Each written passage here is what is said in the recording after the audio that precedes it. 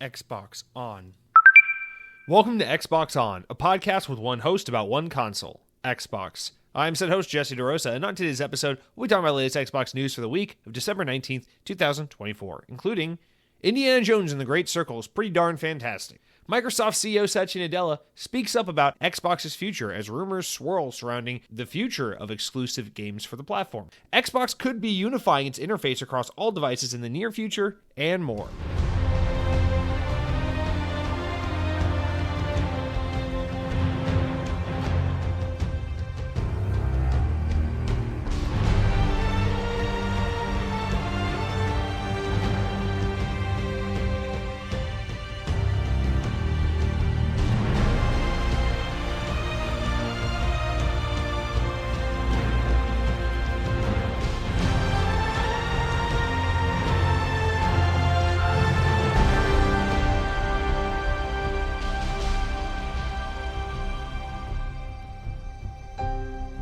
This week in Xbox history, in the year 2017, 7 years ago.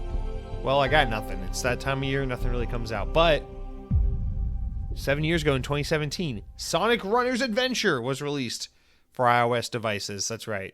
I remember playing that game and being really disappointed by it because the original Sonic Runners, which came out, I don't know, probably 2 years earlier in 2015, I want to say, was really damn good. That game was actually made by Sonic Team. That was like the only mobile Sonic game I can think of that was actually developed by Sonic Team. But that game was awesome, and it was all like live servicey, seasonal based. So like the it was like an endless runner, but it always had like seasonal events, and had a really good art style and an amazing soundtrack. And then they took that game offline after like 10 months, which sucks, even though it was really good. It was one of the few mobile games I ever truly got addicted to. And then 2 years later in 2017, they put out Sonic Runners Adventure, which was made by, what's that fucking company that makes like every mobile game? You know what I'm talking about? Not the French one. It's one of the ones that starts with like a G or an N or whatever. It's all fucking mobily, and I don't know. It was one of those companies made it, and it was like the same mechanic but with a worse art style, and it was level based. So it was like a buy one time kind of release instead of free to play, which in theory is better, but the levels were less interesting. The gameplay just seemed a little less fun and less responsive. And again, visually it wasn't as nice, and the music wasn't as good. It just, they put in this story mode that just wasn't very good. On paper, it was better than the original, but it just, the execution of the game just wasn't there. But this isn't about mobile games. This podcast is about Xbox, which I guess is kind of a mobile device because if mobile is an Xbox, if you haven't been watching TV lately, you might not know that, but yes, your mobile device is an Xbox, so I guess Sonic Runners Adventure is technically an Xbox game in some fashion. I don't know. Who gives a shit? Guys, welcome to Xbox On Podcast, the penultimate episode of the year 2024. Next week, next Thursday, the 26th of December, the day after Christmas, will be our final episode for the year. So I guess I'm going to actually record that on Tuesday, also known as Christmas Eve, the 24th of December, but it will go live on Thursday morning, the 26th, as it does every week on Thursdays.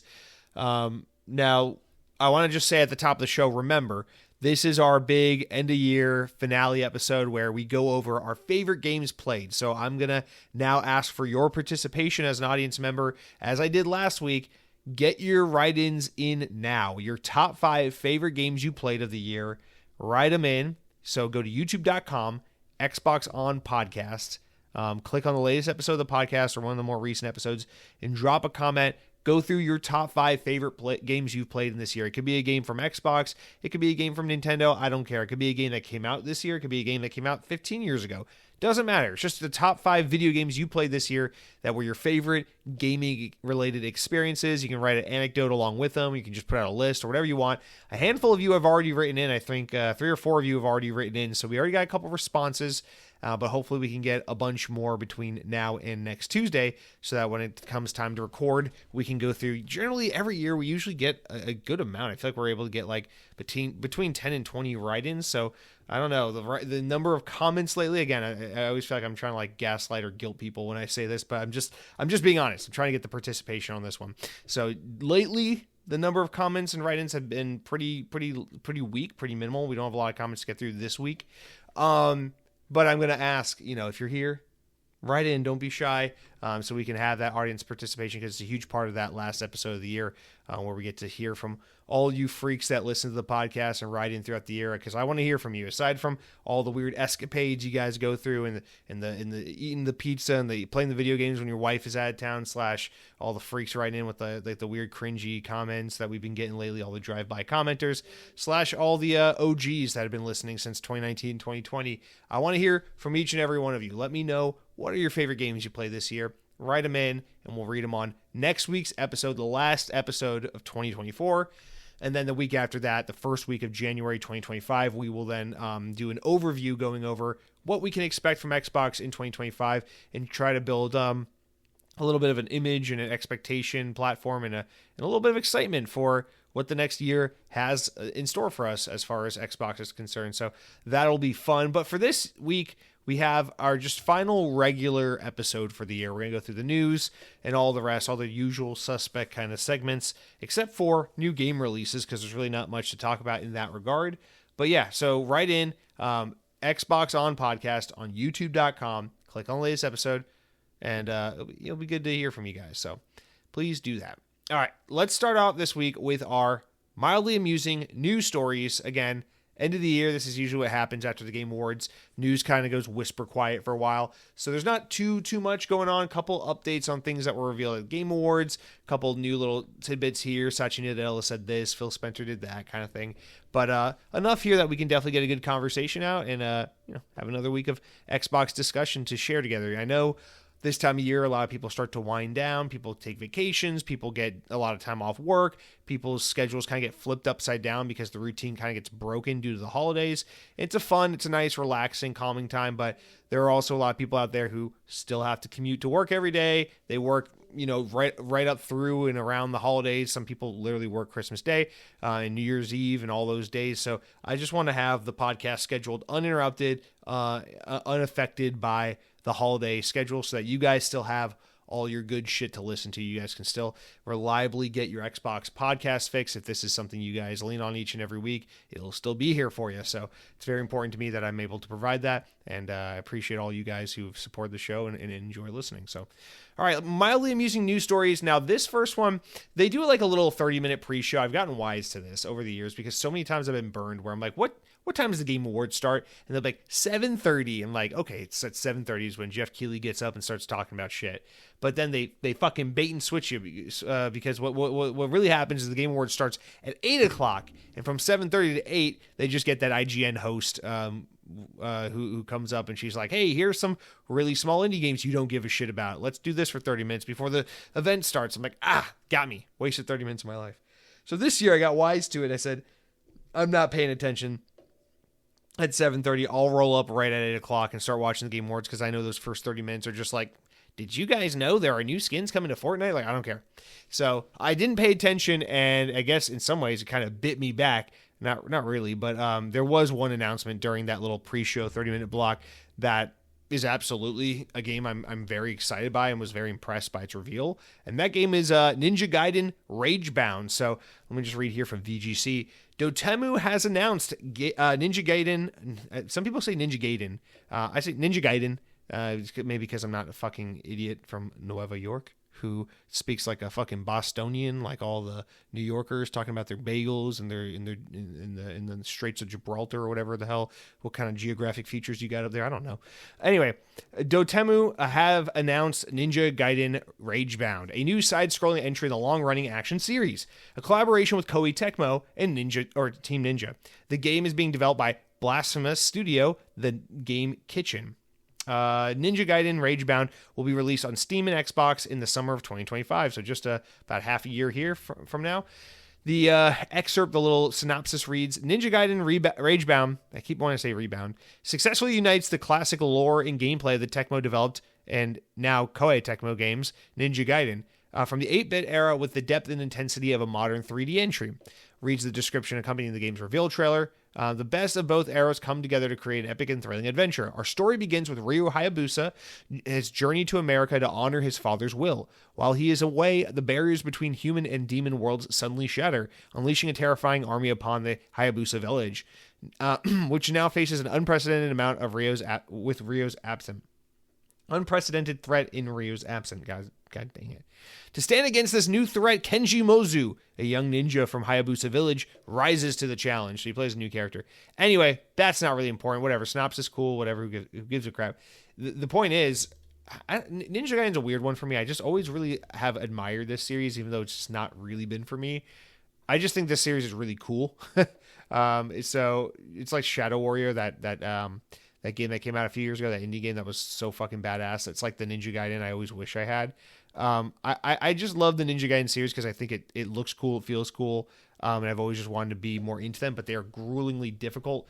So I suspect this game will probably be pretty fucking hard because Ninja Gaiden on the NES and Ninja Gaiden for OG Xbox, whether you're talking about that old 2D or the more modern 3D series, are both incredibly challenging games. But in a way, they are they're classics and they're cool and they have style and I want to like them. The only Ninja Gaiden I played almost every Ninja Gaiden game except for 3. I think 3 is the only one I never gave a try.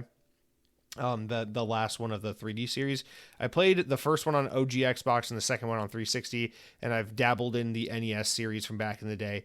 But I never played Ninja Gaiden 3. What was it? They call Sigma. Sigma was like the PS3 version of it. Whatever.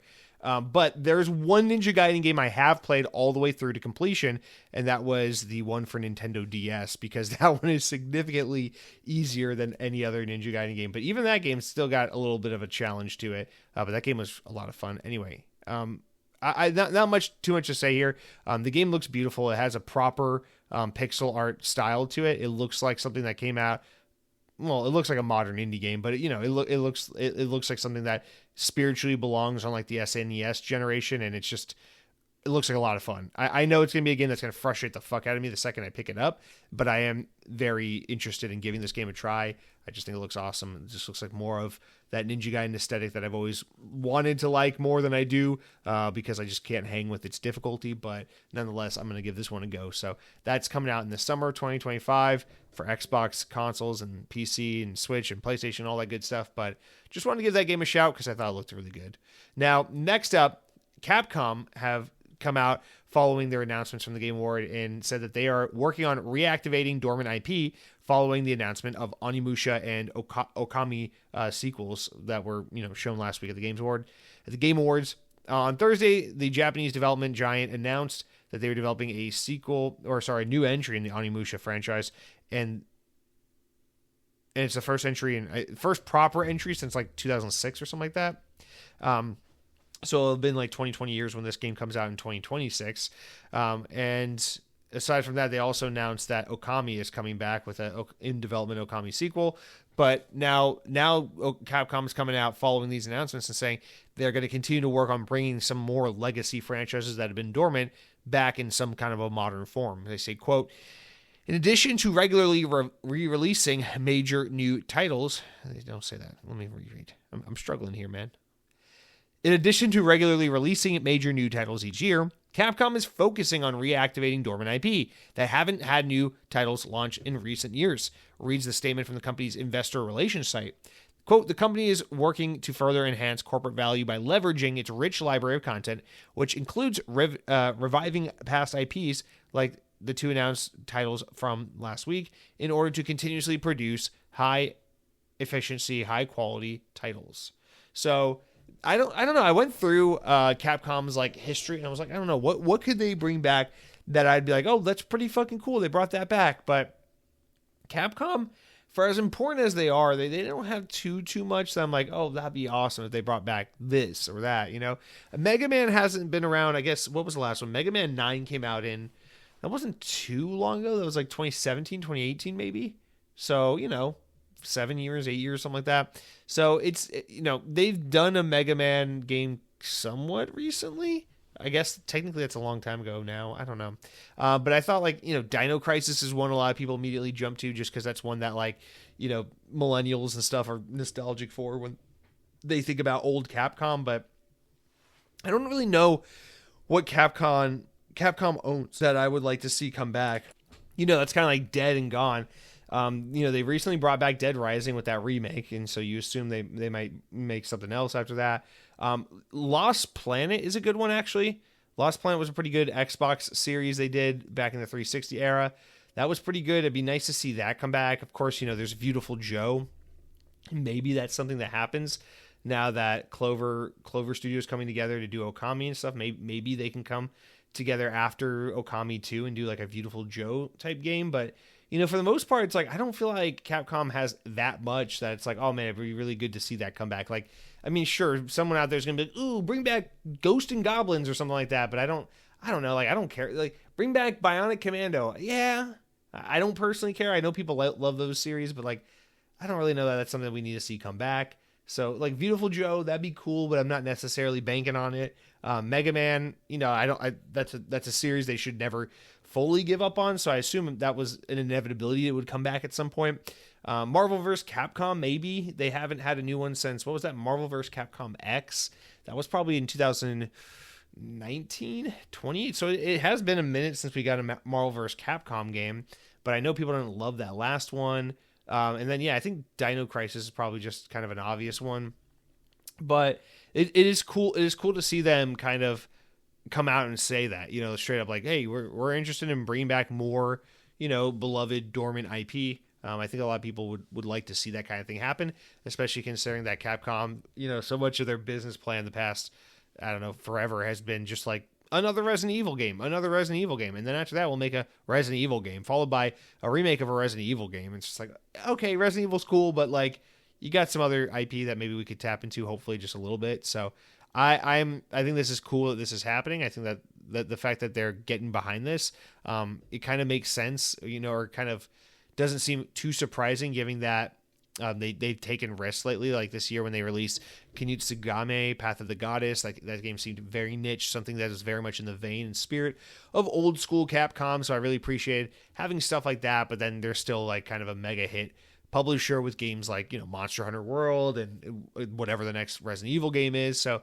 they're kind of having their cake and eating it too by still being a mega publisher of like big tentpole series games, while also like kind of showing respect and homage to their more creative side of things by allowing developers to take risks to make new things, and also like pay respects to their heritage by bringing back some dormant older IP. So I really do have a lot of respect and appreciation for Capcom. They do new stuff like Path of the Goddess, and what was that, Primal Extinction or whatever, that game they did last year, that multiplayer game where you fight the dinosaurs. That game was pretty fun. That Game Pass game, you know what I'm talking about? What was it called? It's something Extinction, right? It's Primal Extract, Primal Extinction, something like that. That game was like, it was pretty fun, but it got old pretty quick. But that game has a little bit of Dino Crisis energy, and Path of the Goddess has a little bit of like Onimusha or like Okami energy with its like setting and art style and stuff like that. So it's like they keep doing these things that are like nods and teases and winks. And it's like, yeah, let's just fucking go back to the well and do some of that old stuff again. Especially since people like sequels and safe stuff. So might as well go back and do something other than just like, the usual suspects. So anyway, just thought I'd point that out. Pretty cool. So that's what Capcom's up to. And then lastly, before we get into the main news topics of the week, just wanted to put this one out there. So from Windows Central, really, but as transcribed by Pure Xbox. So following Satya Nadella's recent comments about the future of Xbox, which we're going to get into at the main news segment, Windows Central, the outlet Windows Central, or Jez Corden, more aptly from Windows Central, dug into the Xbox owner's plan, subsequently revealing new cross-platform initiative apparently going on at Redmond in Washington right now. So according to this site in particular, what Jez Corden was able to find out from Windows Central is that Microsoft is working on some sort of cross-platform Xbox guide to use across multiple gaming systems. Sources tell the outlet that the initiative is called Project Rainway, and said that Xbox HQ has been inspired by Blizzard's Battle.net platform in spinning this up. Sources tell Microsoft this is also working on a set of in-game APIs and user interface features called Project Rainway, which some form of cross-platform Xbox guide menu. Microsoft has been, they're just kind of reiterating what we just said, inspired by Battle.net, social features seen with Hearthstone, Diablo 4, World of Warcraft, which lets you share and communicate across platforms. This means that for games running other platforms from Xbox, they will have the Xbox flavor in that game, Xbox ecosystems, maybe even cloud save. So I guess the idea being that whether you're playing on PC or Xbox or mobile, the client will kind of be similar across the board, that it'll be like the same thing. You'll get the same achievements in the same places. You'll be able to interact with the same friends lists and have the same settings and features and optimization, all that stuff, depending on, regardless of what platform you play on.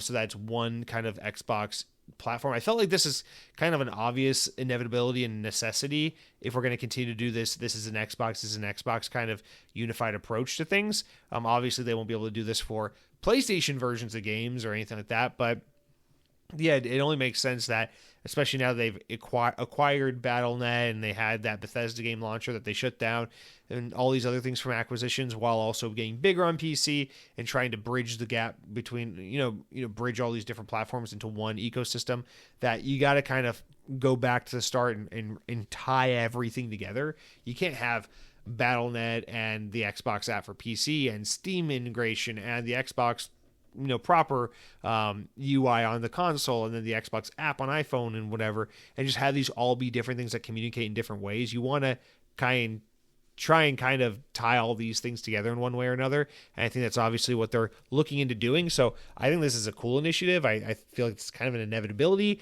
and I look forward to seeing what it looks and feels like once this happens, because I think this will go a huge way in trying to unify this new vision of Xbox and get people to feel like it all feels cohesive and makes sense together. Because right now it's just like, yeah, this is an Xbox and this is an Xbox, but this isn't an Xbox. This is me playing Halo the Master Chief Collection on Steam. This is not Xbox, So the more they can tie these things together and make the whole experience feel similar, fluid, and like the devices communicate effectively from one to another, the more they can drive that message home and really build upon that like platform of every device where you play Xbox games is an Xbox. So pretty cool. But yeah, we'll have to wait and see for new news on that. I assume that's probably a 2025 project, so we'll probably hear about that in the near to mid future, I would have to assume. But that's it for our small opening news stories. You guys, let's get into the games I've been playing this week. But before I can tell you about the games I've been playing, spoiler alert, Indiana Jones, I'm going to first tell you about what it is I've been eating. All right, so what it is I've been eating, guys. It's probably the last one of the year, so I had to put something in here. But if I'm being honest, it's a boring one. It's an exciting one for me because I love this, but I know it's a boring one. I know it's salacious when we get to be like, oh, Taco Bell has this new menu item and this and that. But listen, here's the deal. So last week, my girlfriend was out of town the whole week. She was back home visiting family, and I was alone at home taking care of the kiddies. I was like, you know what? I've been spending a lot of money lately. I just want to not spend a single fucking penny, and I also don't want to eat unhealthy. I just wanted to basically keep it as, what is it? The kids would say, low key as possible. So I said, you know what? I'm just gonna buy a shit ton of chicken thighs and just stay at home and just fucking eat like chicken and rice every day. And I just gotta give a shout out because chicken and rice, obviously, it's a very broad thing to be talking about, but probably like the best meal really ever. Like, is it my favorite food? It's like, no, of course not. Like, my favorite restaurant is this, my favorite dish is that, fill in the blank, right? People be like, oh, I love Italian food. Oh, I love, Chinese food. I love pizza, whatever the fuck. But I feel like, especially when it comes to home cooking and just like something that is like, it checks all the boxes and is relatively easy to make and good for you. Chicken and rice is truly the greatest thing there is out there, right? Because like, obviously you can do it a million different ways. Chicken and rice it's a combination that exists in like every fucking culinary style there is in every culture in every country in every part of the world. But dude, honestly, I just feel like the best, like, this is my go-to chicken and rice way, because you can get real fancy with it and try you do like the Latin way and you season your rice and you do this, that. And no, you don't even have to get that fancy with it. Honestly, my go-to thing is just like, put it on a big fucking pot of like jasmine rice or something in the rice cooker. Just steam up a bunch of rice. Takes 2 seconds to throw it in there, and then let the rice cooker do all the work. And then just take some chicken thighs. Just hit it with seasoning. Just hit it with. I use this like buttery, garlicky steakhouse seasoning that I love so much. But you can just like garlic, salt, pepper, onion powder, whatever. Just hit it with all the usual seasonings. Get chicken thighs because they're way more flavorful and delicious than chicken breast. And just fucking grill up 2 or 3 of those, and then just like, honestly, if you want to be nice about it and get yourself some high quality vegetables, get some proper veggies and cut them and season them and saute them. I'll be even cheaper, lazier, and easier than that, and just be like, bag of frozen broccoli, done. Just again, same thing, salt, pepper, garlic, onion powder, just throw it on there, oil it up, saute it in the pan for a little bit, and it's just like chicken thighs, broccoli, white rice, bam. And the best thing to do with it, like on its own, it's like it's kind of boring, but it's healthy, it's quick, it's easy, and it's like sustenance and it's filling. Like on its own, you can eat it like that, it's fine. But here's my thing I like to do. Throw it all in a bowl, cut up the chicken, chop it up there, throw it all in a bowl together, and then take some sambal sauce and just fucking a huge like scoop of sambal in there, and then just mix it all up. And sambal is it's a chili oil, chili paste. Really, it's not really oil, not chili oil, because it's not super oily like a lot of whatever it is, like a lot of chili oils are. I don't know. How do you define it? I think it's what is it, Thai or something? Oh, it's Indonesian. Here it is. Sambal is an Indonesian chili sauce or chili paste made from a mixture of a variety of chili peppers with other ingredients such as shrimp paste, garlic, ginger, shallot, scallion, palm sugar, lime juice. Yeah, whatever. It is the best fucking thing in the world. What's the popular brand? It's the red bottle with like the little gold label on it. But anyway, it's my favorite fucking thing in the world. I will put sambal on anything that is like vaguely healthy and boring, and it just amps it up to a million. I'm not usually like a huge, like, I like spicy food and I like spice and added flavor. I'm not like one of those guys like, oh, the spicier the better, because like I don't love spice just for the sake of making the food spicy. I like spicy food that is spicy because it's other things that added more flavor and more interesting characteristics to the dish. And so I'm not usually like the guy who's like, oh yeah, just put sriracha on everything, or back in the day when I was younger, it was like Tabasco or Texas Pete, and then it became really trendy to do like sriracha. I'm not like, those are fine. Like I can do like a little bit of, I can do a little bit of like Tabasco on my eggs in the morning or something like that, but I'm not crazy about the hot sauces. But sambal is different. I don't use sambal because it's a hot sauce. I use sambal because it just fucking brings all your food up to the next level. So for me, I guess that's like kind of my sriracha type like hot sauce craze is sambal. Yeah, it's actually the same. I think it's the same company that makes. I think it's the same company that makes sriracha, which I think that's a Vietnamese company that makes sriracha, but I don't fucking know. It doesn't matter. You don't need to know where it's from or what it is. All you need to know is it's delicious. I highly, highly, highly recommend sambal, especially if you're a sriracha guy and you never had it, try it. Sambal is so good. But anyway, just steamed rice, bag of fucking frozen vegetables, whatever the hell you want. I usually just go for broccoli because it's nutritious and easy. And then just seasoned up chicken thighs, grill them for a couple minutes on each side, and just mix it all up. It's so good. It's so simple. It's so good. And it's like, you don't feel like shit. You eat it and you're like, oh man, I know I just ate a healthy meal. You can make it even more healthy if you want. You can do brown rice. You can do maybe cauliflower rice if you want to be like really good. And sometimes we'll do that because trying to be like extra healthy. So we'll stick to like the brown rice or the cauliflower rice. But like, if you want it to be like the perfect balance of healthy and still being really indulgent and fun to eat, you got to go with like jasmine, like steamed jasmine rice or something like that.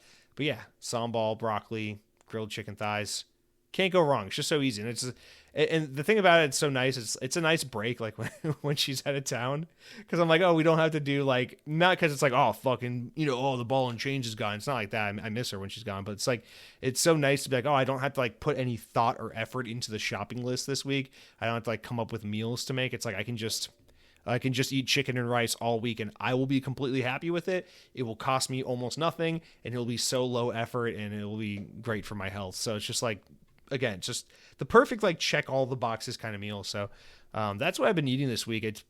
I probably have eaten it 4 times this past week. It's just chicken, rice, broccoli, throwing it all together with some sambal. And I've been a happy fucking camper. Honestly, if I could have it my way, I could probably just eat that for like 2 weeks straight and portion control it and just lose a bunch of weight doing that alone.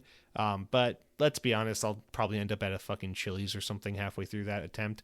But anyway, that's really it for what I've been eating this week. Again, nothing glamorous. I know sometimes it's like, oh, the Taco Bell, or they got the new flavor of Mountain Dew that tastes like jelly beans. But no, none of that this week. Just some chicken and rice. And you know what? It's good shit. There's a million ways you can do chicken and rice, but it's probably my go-to style. But that's it for what I've been eating. Now let's get on to something far more interesting, and it is what I've been playing, which is, finally, Indiana Jones and the Great Circle. Now, I'll admit, I haven't put nearly as much time into this game as I wanted to, but thankfully, I got pretty much all Saturday to play this bitch. I thought I was going to play it all day Sunday too, and that didn't end up happening, unfortunately. But I did get a good 5-6 hours into the game on Saturday. So I'm past the introduction of the game. I'm into the game. I've played enough of it that it's like I can see what this game is. I'm in the throes of it. I'm in the process of playing it. I do have intentions of really just playing this game alone for the next week or two, while I get through it, see all it has to show me, play to the credits, and then I'll move on to Batman Arkham Origins, as I've been planning to do for a while. But I must say, this game has really surpassed my expectations, and I gotta clarify what I mean by that, because while I have been very excited for this game since the day it was announced, I have not really had much expectation for what I thought it would be. So Indiana Jones, that's an IP I like. I think Indiana Jones is a good movie series. I like it. I get the appeal. I've always been a fan. Pretty cool, right?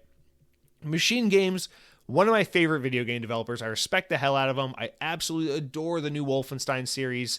That's not new anymore, but the most recent interpretation of the Wolfenstein franchise that they have made, I absolutely adore. I think it's truly one of the greatest first-person shooter franchises of all time. Obviously, the franchise going back to its origins with id Software is an incredibly important franchise. It is, I think it's often credited as like the original first-person shooter. So, I mean, obviously a very important franchise and all of that.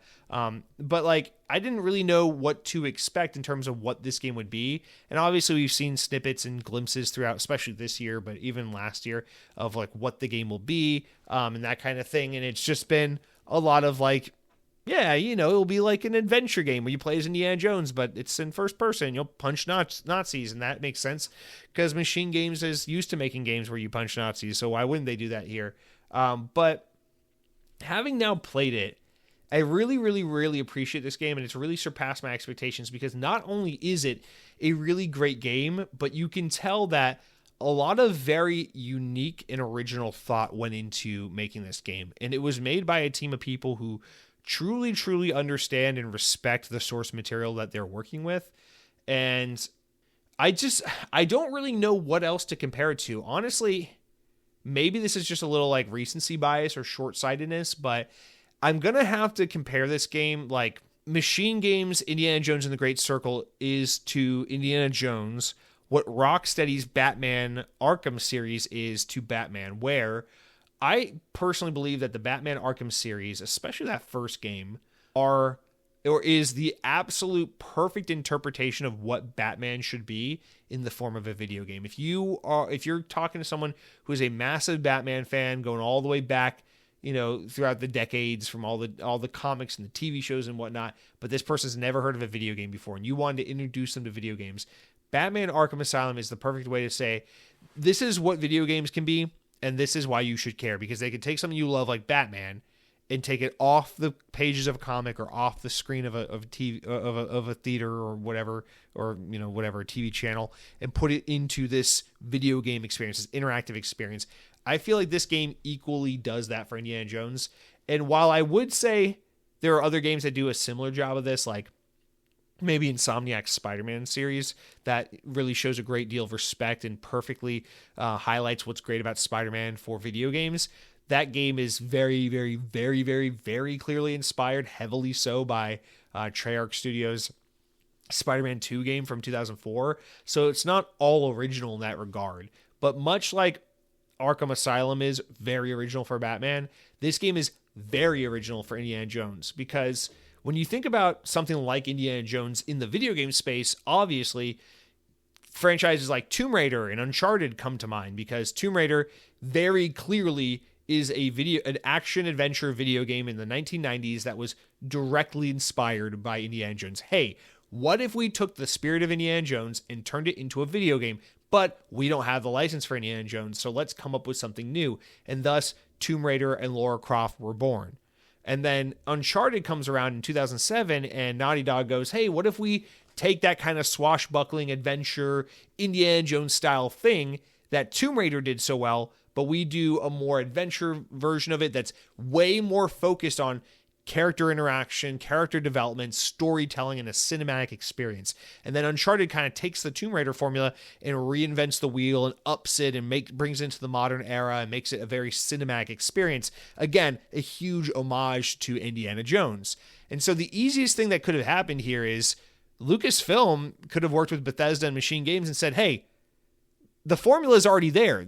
Tomb Raider and Uncharted have been doing Indiana Jones in video game form for 20 plus years at this point. Just do one of those, but with the real Indiana Jones. And it would have been so easy. It's just like you could just, it takes no thought at all. And it would have been a great game. Don't get me wrong. If this game was just Uncharted 3, but with the Indiana Jones IP, I would say, hey, what a great game. And I would have a great time with that because I love the Uncharted series. I played all of them, including the one on PS Vita, and I loved them all. And I played a lot of the old Tomb Raiders and all of the new Tomb Raiders.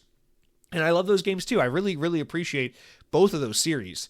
But Machine Games are so smart here because not only did they not just make Wolfenstein, but with an Indiana Jones skin, they also didn't just do the other lazy thing and say, here's our version of Uncharted or our version of Tomb Raider, but with an Indiana Jones skin. They said, no, we can be more creative than that. We will create our own video game with our own interpretation of what an Indiana Jones style video game could be.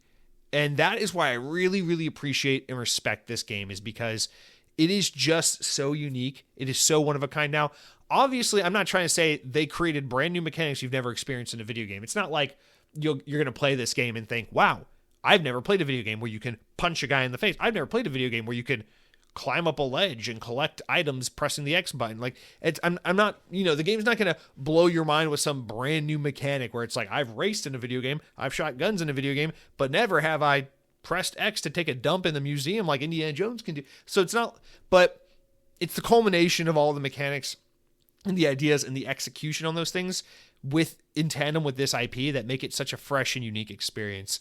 I think the game has and I guess this kind of makes sense coming from a Bethesda studio.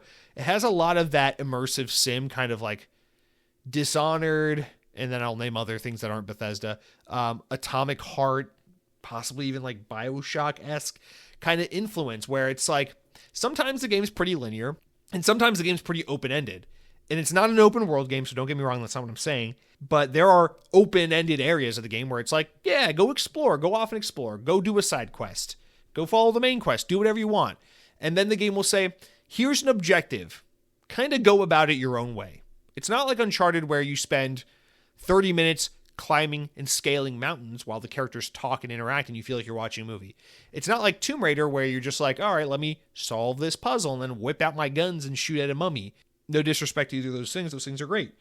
But in Indiana Jones, it's like, well, how does Indiana Jones interact in this scenario? It's like, well, Indiana Jones doesn't whip out guns and start firing guns ablazing. Well, Indiana Jones doesn't, he goes through tombs and does adventures and climbs things and is athletic, but he doesn't spend all day fucking scaling mountains and gunning down enemies. He fucking sneaks around and hops on a plane and goes over here and then hits a guy over the head with a bottle of wine and knocks out this guy and steals this artifact and dresses up like this guy. And you do all of these things in this game. And it feels like you are playing an Indiana Jones movie, not just because the game is very high quality from a production standpoint, but because the mechanics and the scenarios that the game puts you in, the actual physical gameplay elements of this game feel very, very, very true to Indiana Jones.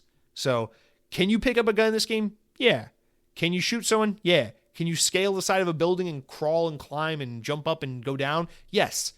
But when you throw everything together that this game is, it feels like Indiana Jones. It's like, hey, there's a couple of fucking Nazis. So instead of whipping out a gun and turning it into a first-person shooter, it's like, I'm going to grab this club here that I see on the corner, and I'm going to whack this guy in the head, and then I'm going to this guy's going to catch me, and then we're going to end up in a fist-to-fist combat scenario, and then, so it's just, it just feels like Indiana Jones. It's very unique. It very much de-emphasizes the gun kind of violence that games usually lazily default to, and it de-emphasizes kind of there is a lot of platforming exploration, but it's not like I don't know how to put it. It's not like in a Tomb Raider, like you spend like 30 minutes scaling around a tomb and like squeezing through tight spaces. It's like, no, you're puzzle solving and you're finding artifacts and you're doing research and you're reading things and you're sneaking around bad guys. And it might sound boring to say all these things, but when you're doing it all together, it's a lot of fun.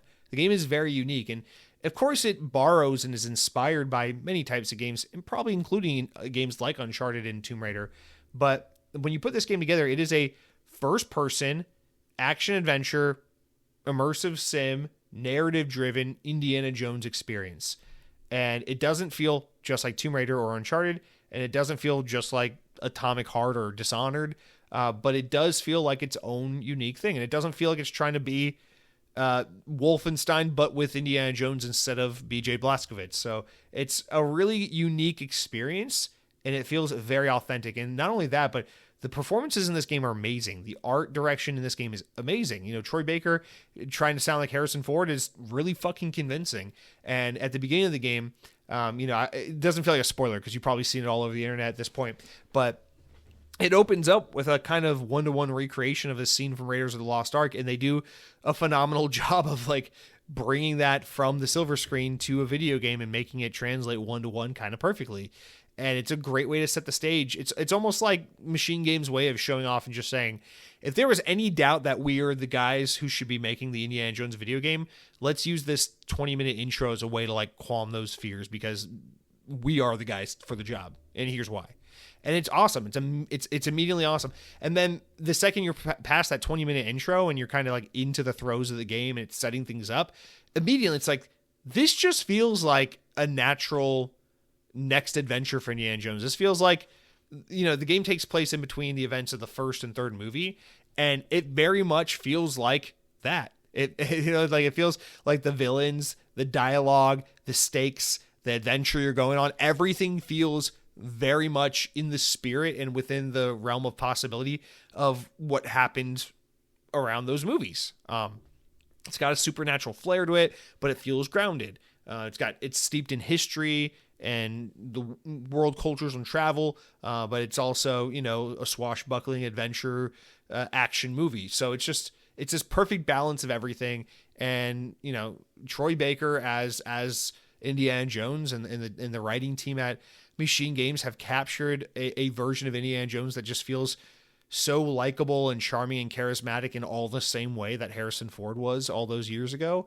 And I just really, really appreciate and admire this game from a writing standpoint, to a presentation standpoint, to a gameplay perspective, to just being a unique experience and saying, hey, when we do Indiana Jones as a video game, we don't have to pick and choose and borrow. We can just be our own unique experience. And I think this game does it wonderfully so. So in a world where it is often disappointing to see, oh man, that developer that makes these amazing original video games is now stuck on, licensed video game duty. Like how Insomniac is pretty much, as much as I love Spider-Man, it's like, oh man, Insomniac is kind of just like enslaved to doing Spider-Man work from now on because that's what they do now. I don't feel like, oh man, we lost Machine Games. They're going to be stuck on Indiana Jones duty. Now, maybe after 2 or 3 of these games, I might start to feel that way. I don't know. I hope that they, I think it's probably inevitable. We'll get at least 1 more of these, probably 2 more of these. But while I hope this isn't the only thing we see from Machine Games for the rest of forever, I do absolutely welcome a couple more of these, because this game is phenomenal. And I'm very glad the game is getting really high praise and seems to be doing quite well. I'm sure it's doing well for Game Pass, and I'm sure a lot of people on PC are purchasing it.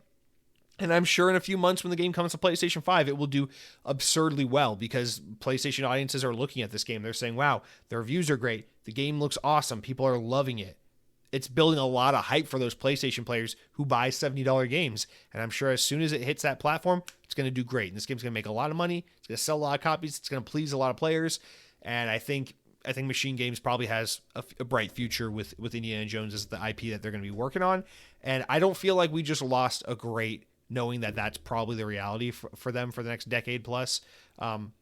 Hopefully they're able to grow into 2 teams and have someone do another Wolfenstein game or something all new separate from Indiana Jones and not be solely focused on this franchise. But if all we're going to get from these guys for the next 10 years or so is a couple more of these Indiana Jones games, I think we got a lot of really great stuff to look forward to from these guys, because this game is truly something really, really special. And I just can't wait to get back to it. I played the intro, I played the night sequence, I got out of the museum, and I already got through all the Italy section of the game. So I'm kind of in the next part of the game. And I lingered around and did all the side content. It's funny. It's a funny game. It's a charming game. The new female character, because Indy's always there's always this the female of the week in every Indiana Jones story. She's great. She's a well written, interesting character. All his various friends he catches up with along the way, well written, interesting characters. It's awesome. You're Indiana Jones. You dress up as a fucking Catholic priest. A Nazi comes to you to confess his sins and tells you he's been sleeping with his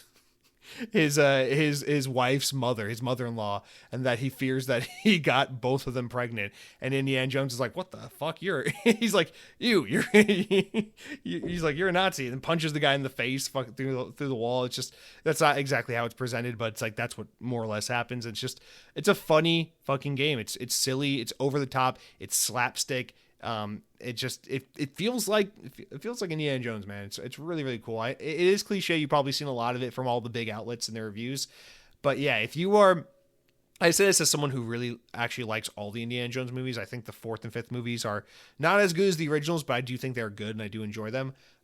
But if you're one of the many, many people out there who are like, I don't really like the newer Indiana Jones movies, this is that fourth Indiana Jones movie that you've been waiting for. This is, I think, a game that is going to please a lot of long-time old school Indiana Jones fans, and it's also going to be an amazing game for gamers who want to experience great cinematic single-player adventure games. So really just happy all around. Happy for the team at Machine Games, happy for Xbox and Bethesda, happy for the players, happy for, well, I don't really give a shit about Xbox and Bethesda other than just, doing financially well enough to keep making more shit. But happy for Machine Games. I'm happy for the players. I'm happy for the fans of the IP. I'm happy for the IP, considering its owner and how much Disney has no respect for anything they fucking own. It's always good when one of their IP, like Indiana Jones in this case, does something great, because it's like, oh, that's one less thing we have to worry about. But yeah, I'm absolutely loving this game. It looks like it's on average about a 20-hour experience. There's, you can kind of play it faster or slower depending on what kind of side content you want to engage with. But this is a game I want to take my time with. I want to turn every stone and see what all there is to do. I don't need to collect everything, but if there's a narrative option, if there's a side quest with story content to it, I want to see what this game has to offer, because it's one of those games where there's just enough content where there's a lot for your money here, but it's not overwhelming. And the quality of the game is just so very high that I feel more than willing to spend my time playing this game, slowing down, taking the time to see and do it all, because it feels like everything in this game, at least thus far, only 6 hours in, is very respectful of my time. There's no fat here. It just seems like a game where, there's stuff you have to engage with to get through the game, and there's stuff you can engage with, but it's all worth your time. And so for that, I'm really, really, really pleased with Indiana Jones and the Great Circle, and I just can't wait to get some free time on my fucking hands so I can play some more of it, because it's kind of the best thing I got going for me right now is how much fun I'm having playing this game. So that's it for what I've been playing. You guys, let's take a quick water break, and we'll hop into the proper news. All right, guys, so let's hop in with the news. We got kind of really like 2-3 news stories, but I really want to just talk about it all together as kind of one thing, at least these first two things. So yeah, it's actually really just two things. I just realized I copied and pasted this one thing and didn't move it properly. So anyway, with that fixed and updated, yeah, let's just talk about these only two news stories we have kind of in tandem.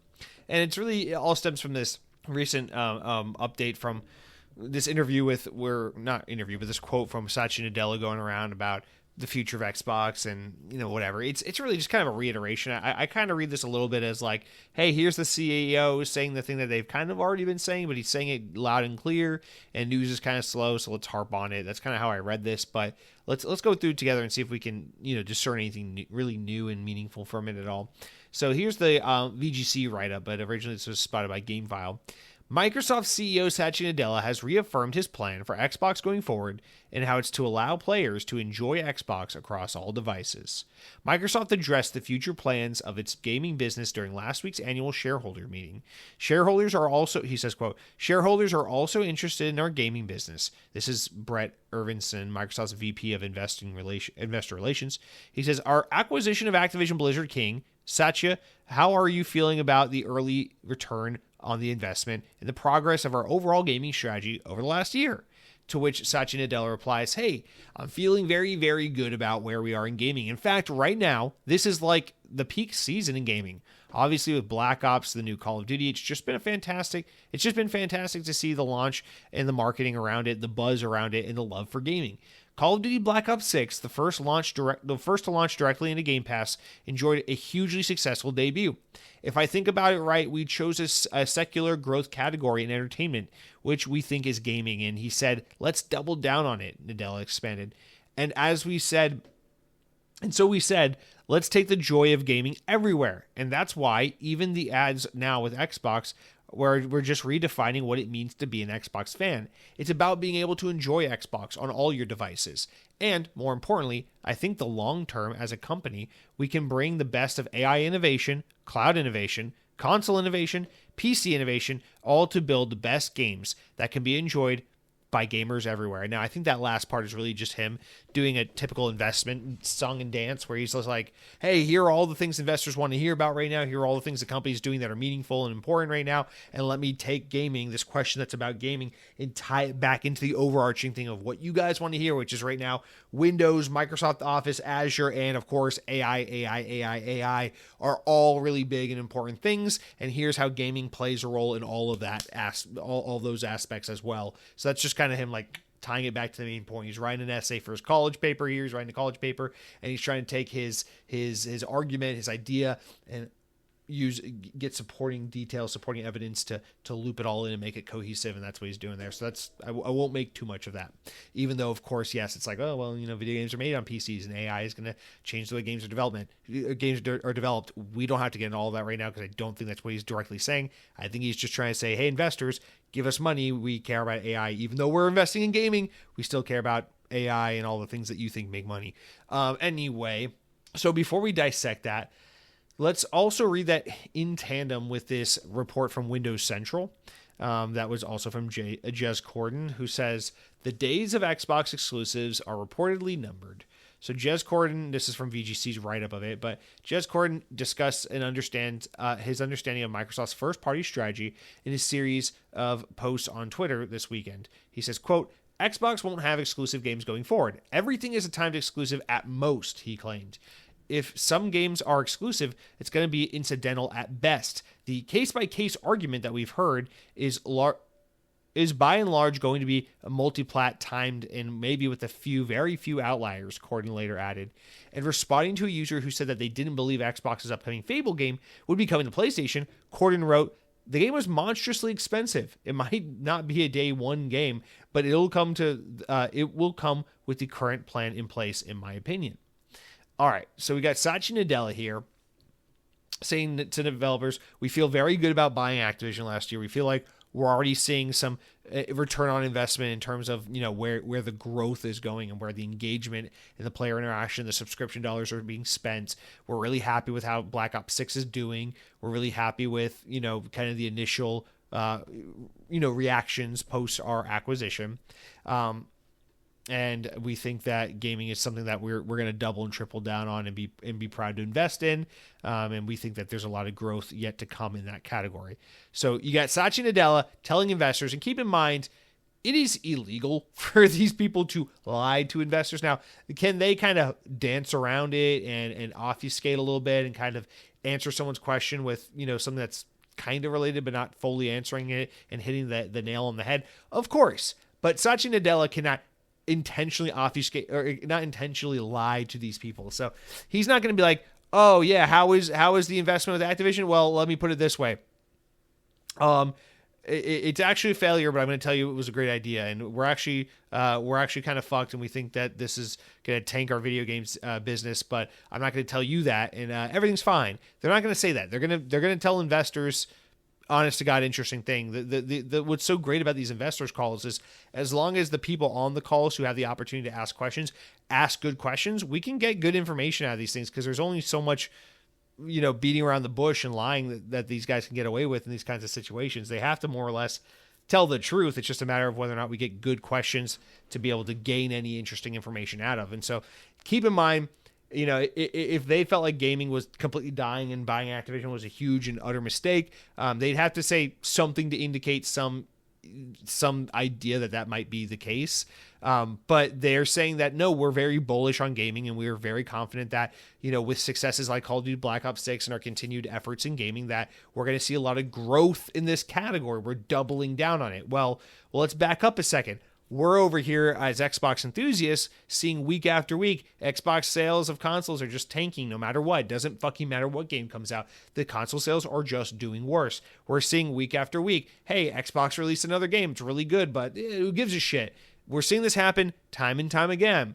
And all the while, the conversation for us this past year has been, Xbox games are coming to PlayStation. What the fuck's happening with exclusivity? So if you want to be a little anime, profile picture, ignorant ignorant Twitter naysaying contrarian, you can do that all day long. You're entitled to your own opinions and thoughts and feelings, and you can cry until the cows come home about what you think Xbox is doing or what you want Xbox to do. But if someone like Satya Nadella is going to look investors square in the face and say, no, gaming is a good place for us to be. We're doubling down on this. We see a lot of potential here. We're very happy with the acquisitions we made, and we see a lot of revenue growth in the coming years. If he's saying that, it means despite what you're seeing with our hardware sales, despite what you're seeing with engagement on Xbox, even though it's up, the fact that the platform is stagnant, we still think we're going to make more money. And so then you got to ask yourself the question, well, if all of those things are true about your platform, where does the growth in revenue come from?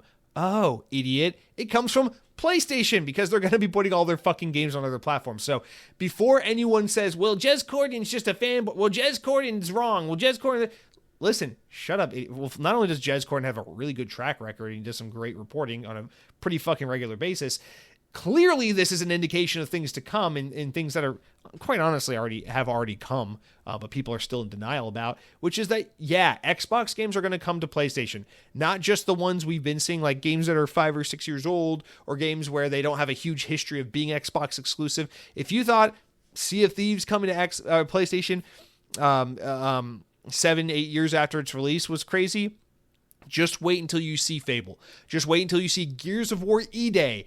I think it is inevitable. And I agree with Jez Corden completely, and I'm sure this is exactly what's going to happen. Will Halo come to PlayStation day and date? It's completely possible that the next Halo game is a 6 to 12 month exclusive Xbox game because it's Halo we're talking about. But do I think everything's coming to PlayStation? Yeah.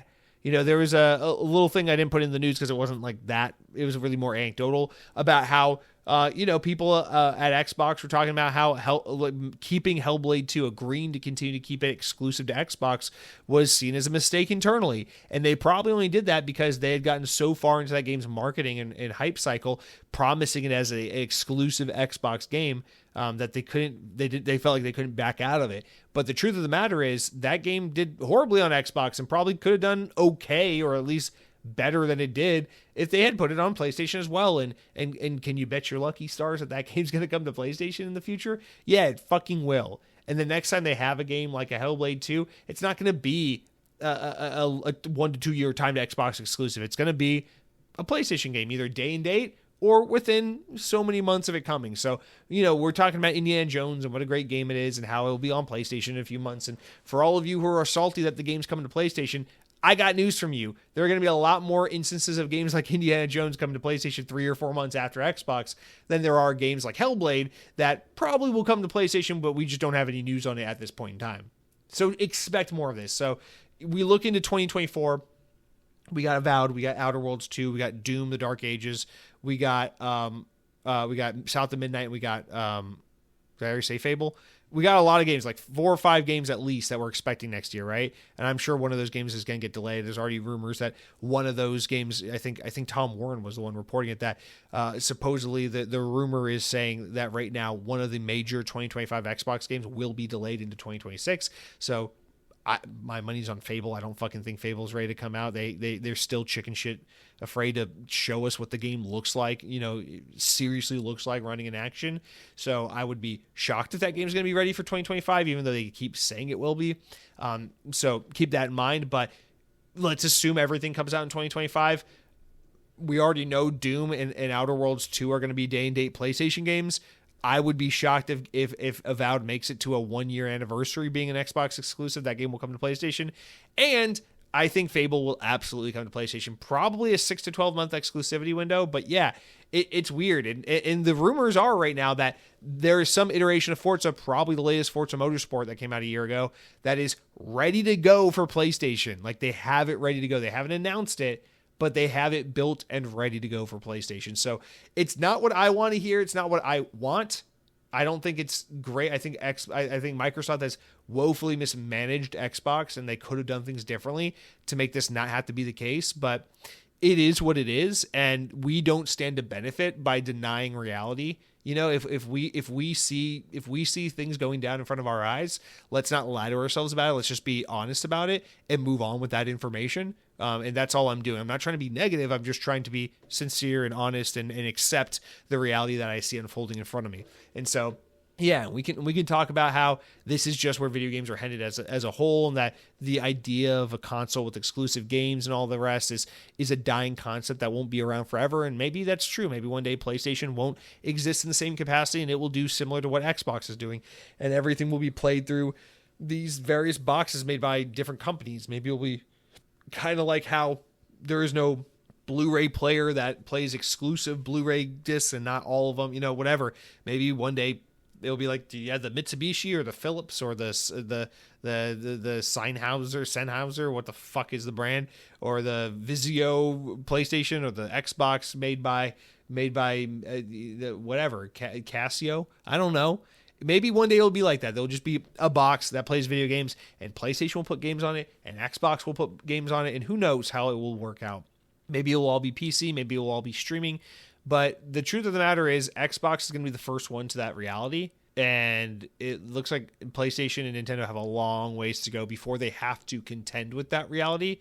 But yeah, it seems like inevitably that is kind of where the industry is headed. That is where gaming is headed. The console itself is becoming less and less significant as time goes on, and less attractive. Like the Xbox Series S, we talk about the Series S and X generation, was way underwhelming compared to the jump from like OG Xbox to Xbox 360, and it gets more and more that way all the time. And people are like, oh well, why doesn't Xbox have a Pro machine this year, but PlayStation does? It's like, I'll be honest, as someone who really doesn't want to spend money I don't have to spend, I'm glad Xbox didn't put out an Xbox Series X Pro edition to tempt me into spending a $700 upgrade on an Xbox I don't need, because I look at the PS5 Pro and I say, wow, what a fucking waste of money. What an absolutely useless, stupid purchase. Like, for people who want that thing and like that thing, good for you, man. Do what you want. It's your $700. If you find happiness and entertainment out of having a ever so slightly better PlayStation 5, I'm happy for you. You can make fun of me all day long for upgrading my cell phone every 8 months. We're all entitled to our own special indulgences and preferences, and you got to take care of yourself. Everyone's got to have some kind of guilty pleasure or stupid financial thing that they like to. Some people buy luxury cars, some people buy luxury clothing brands, some people buy a PlayStation 5 2 years after they buy a PlayStation 5 that's imperceptibly better than the last PlayStation 5. But hey, if that's what you want to do with your money, more power to you. I'm not judging you, but I am saying I don't think Xbox needed to do a Pro model, because the PlayStation 5 is fucking stupid in my opinion and entirely unnecessary. And it makes the PlayStation 6 look even more stupid and useless and unnecessary because of how incremental the jump from PS5 Pro to PS6 will inevitably be. Just like the reason why we're still seeing Xbox One and PlayStation 4 games come out left and right all the time, because we have reached a very mature place in the market for console gaming, and it's not going to get night and day better. When the Xbox Series 9 comes out and a PlayStation 7 comes out and all the rest, they are going to be small incremental improvements over the previous console, just as the Series X was a small incremental improvement over the Xbox One, just as the PS5 was a small and incremental improvement over the PlayStation 4. And why are you going off the deep end with this, Jesse? Why are you ranting in this? Why are we so far off course right now? It's because, yeah, on the one hand, I'm upset because I love the way things have been. I was born in 1995. I only know I've been a gamer since I was 4 years old, arguably 3 years old. I've been a fucking I was destined to this life of nerdom in what am I trying to say? In destitution, of social destitution. That was brought on to me by my relationship with gaming at a young age, and all I know from my young life is a world where here's the latest and greatest console, and in 5 to 8 years, we'll do another one. And so I remember growing up and going from SNES to N64 to GameCube to Xbox to PS2 to PS3 to Xbox 360 to Nintendo Wii to Wii U to PS4, Xbox One. That's been my whole life, is every 5 to 8 years, it's like, oh my God, another one. I'm so excited. And the only thing I've learned in that time is the more and more time goes on, the less and less enticing these boxes get. And I don't know if anything's ever going to make me shit my pants the way I shit my pants that year I got a Nintendo GameCube. I remember fucking crying of excitement because of what a monumental experience and life-changing moment that was for me. That's not going to happen again. The next time I get an Xbox Series 12 or whatever the fuck it's called, I'm going to get it from Amazon.com. It's going to be shipped to me by some underpaid bastard, and I'm going to go, wow, look, Destiny 2 looks slightly better on it, and I can buy more microtransactions with my V-Bucks. So it's like, calm down. So I guess what I'm trying to say in a very, very long-winded way is the console thing is dying. And I think Xbox unnecessarily accelerated that inevitability for themselves by doing this, by flipping the script and doing Game Pass and investing big dollars in companies like Bethesda and Activision that forced investors at Microsoft to say, whoa, what is this gaming division doing? Because that's a lot of money we're giving them. And I think that it's put them in a spot where it's like, all right, you did a really expensive streaming service, you acquired a lot of really expensive publishers, and now we need you to stop fucking pussyfooting around with Halo and Forza, and we need you to get us some fucking money. And while all the fucking thinking cap Twitter experts, fedora-wearing motherfuckers go, here's my opinion on why Activision is good, because whatever, and it's all just their subjective, opinionated feelings about what they want to be good or bad for the industry. I'm just trying to look at this from the perspective of like, hey, I'm a guy who doesn't know shit, looking at businesses and what they got to do with their fucking assets and values and portfolios and ups and downs and revenues and profits and net margins and all that shit. And what I'm seeing here is Xbox has got to produce some fucking results, and selling a box every year that doesn't really do shit for them is not the way to do it. But making games that attract a lot of interest and enthusiasm from players and can make a lot of money on platforms with built-in ecosystems and built-in player bases like PlayStation, it's a really great way to make money.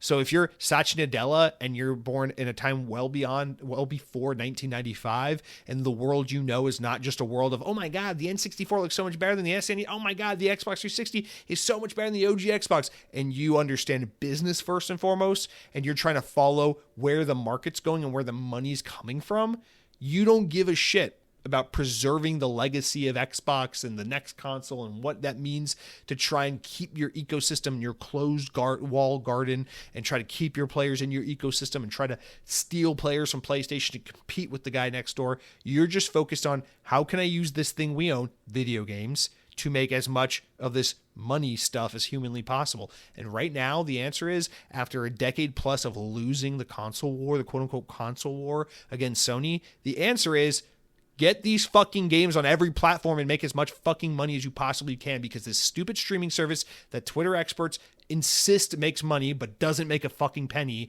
is hemorrhaging money like crazy, and we can't go back on it now. So we need the Xbox user base to support that streaming system by subscribing this shit, and we need the PlayStation subscriber base to support our games by buying them, because the Xbox people aren't buying our games. The PlayStation people are buying our games. So we'll make money off the games from PlayStation, and we'll drive loyalty and brand commitment from the Xbox base by having Game Pass for them.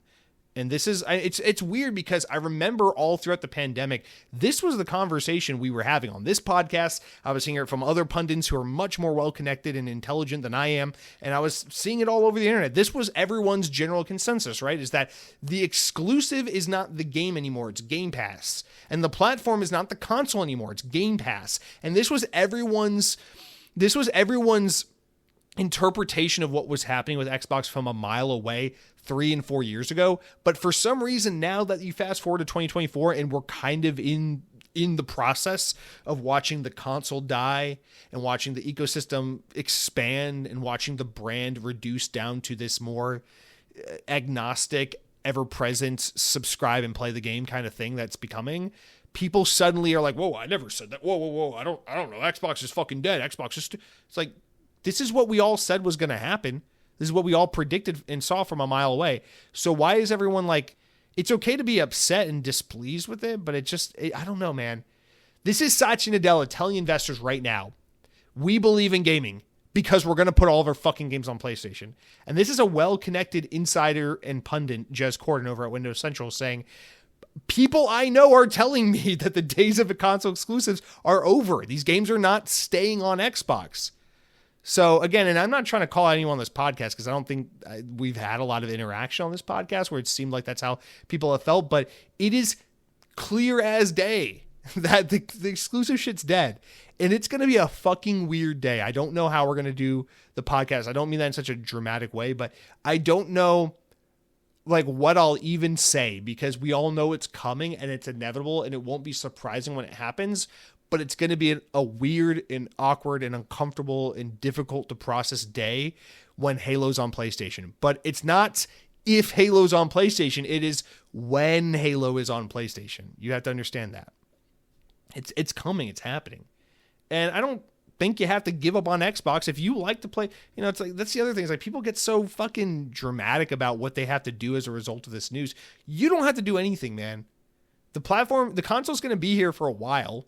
You know, they're going to make another iteration of the hardware. It's going to be underwhelming as hell, just like it has been the past couple of times. And it doesn't fucking matter. I'll buy the next Xbox console. It'll be probably a little faster and snappier than the current one, and I'll like it because that's what I do.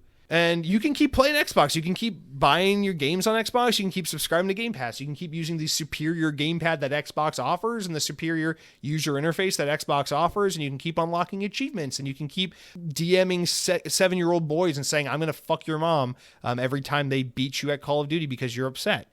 You can keep doing all of those things and it will still persist. I'm not saying it's all going away, but I'm saying eventually the console's going away. And you might have to interface on a different box, or on a PC or on a mobile device, and you might eventually have to play your Game Pass through other means. But Xbox is still around, and you're still going to get to play it. It's just not going to be in the most traditional sense that you're used to. So I don't know, man. I really implore people, like, just stop lying to yourself about what's happening here. And you know, if you don't like it, if this pisses you off, and you're like, I'm done with Xbox, I'm done with Microsoft. That's okay. That's a totally reasonable response if that's how you feel and that's what you want to do with your money and how you want to vote as a consumer on what you support and what you don't agree with. I totally respect that. But I can't stand this whole, like, maybe if I just ignore all the evidence around me, the problem will go away. It's like, that's not how that works, and that's not a healthy way to approach the world, man. You gotta accept reality. And what's happening is your Master Chief is going to be running with PSSR or whatever the fuck feature the PS5 Pro has, and there ain't nothing you can do to stop him. He's gonna be grapple hooking all over that cell processor that the PS3 had, so it's gonna be, you know, a shitty time. But anyway, I don't know. To each his own. I just want to be clear about that. It's like there's not too much new being said here, but it's being reiterated for the umpteenth time, and we're getting this consistent reporting directly from the source, and in other cases directly from some of the most reliable pundits. And so I would just suggest, like, do what you got to do to deal with this news. I don't think it's that dramatic. You know, you're not finding out that your fucking country is dissolving and you're going to be, you know, you got to fucking flee and find a new place to live or something. But you are finding out that your home for gaming is evolving and changing into something that you may or may not like, and you got to just be on board for not necessarily what it's turning into, but at least the reality of what's happening here. And so I'll stop repeating myself and let this end now, but I just kind of want to get that off my chest. Maybe the last rant for the year for Xbox On, but I think it was necessary to kind of get that away because I'm just seeing a lot of, as the kids would say, I'm seeing a lot of cope on the internet, and I just don't lie to yourself. You're not benefiting at all by doing that. All right, guys, that's really it for the main news this week. We do have a couple quick news stories before we get into the comments, so let's wrap up with these important enough news stories important enough to make the podcast, but not quite important enough to warrant their own individual discussions. So this one hurts a little bit because I love this developer so much, but People Can Fly have announced plans to lay off a significant number of employees due to external marketing pressure. In a statement released last week, Sebastian Wojciechowski, I can never say his name right, but the CEO of the company said that the Bulletstorm developer was suspending and parting ways with more than 120 talented team members. The company said its future reduction in its publishing plans by suspending Project Victoria, scaling down its team on Project Bifrost, and restructuring some of its supporting teams.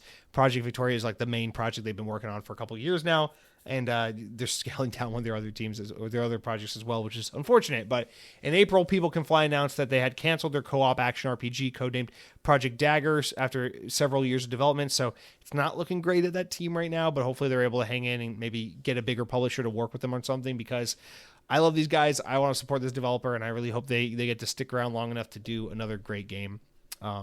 Next up, VGC relays that the players will be able to get their hands on the first Berserker Kazan soon, with both a demo and full game coming out in early 2025. So this is a game from the Game Awards last week that was announced a couple years ago. We saw it at one of the Jeff Keighley events.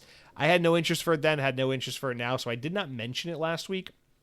But they did show a new trailer for it and have confirmed that a demo for the RPG game will be out on January 16th, with the full game coming out a few months later on March 27th. So that will be a Steam and Xbox Series game that you can play in early 2025. And then finally, a little wrap up here from Pure Xbox. What am I about to say? Last week, 3 Call of Duty games appeared on the Microsoft Store for PC, a sign that the company is likely preparing for an Xbox Game Pass drop somewhere down the line. Well, now we know about 4 more entries in the series that are coming to Game Pass thanks to a reliable Call of Duty insider, Charlie Intel. Call of Duty Ghosts Advanced Warfare, so that's 2013's Ghosts by Infinity Ward, 2014's Advanced Warfare, which was the first Sledgehammer solo developed game in the series, 2015's Black Ops 3, and 2017's World War II from Sledgehammer have also appeared on the Xbox PC storefront, with Microsoft seemingly bringing its back catalog of Xbox games to Xbox Game Pass library at some point in the near future. So this will probably happen like it has with Spyro and Crash and some other games, so expect that in the coming months, and Tony Hawk. Now, it's interesting what they're doing here. It looks like they're going to bring some of the older Call of Duty classics and then some of the more like middle of the road titles. So we're getting like old Modern Warfare, we're getting like Call of Duty 2 and games like that put on Game Pass for PC, and then likely after that we'll get a second round of some of the lesser cared for Call of Duties like World War II, Advanced Warfare, and Ghosts, although Black Ops 3 is pretty well regarded. Whatever. It's the only Black Ops game I don't like, but it's pretty well loved. But yes, Ghosts, Advanced Warfare, World War II, these are some of the lesser loved Call of Duties, so they'll be getting a second wind by being thrown into Game Pass at some point. So we'll stay tuned for more information on those. But for now, that's really it for our news this week, you guys, for everything. So let's round out the podcast with our final and best segment, the comments, the shout-outs from YouTube.com. You head on over to YouTube.com. You click on the Xbox On podcast, the latest episode of the podcast, and you drop a comment. You can say anything you want.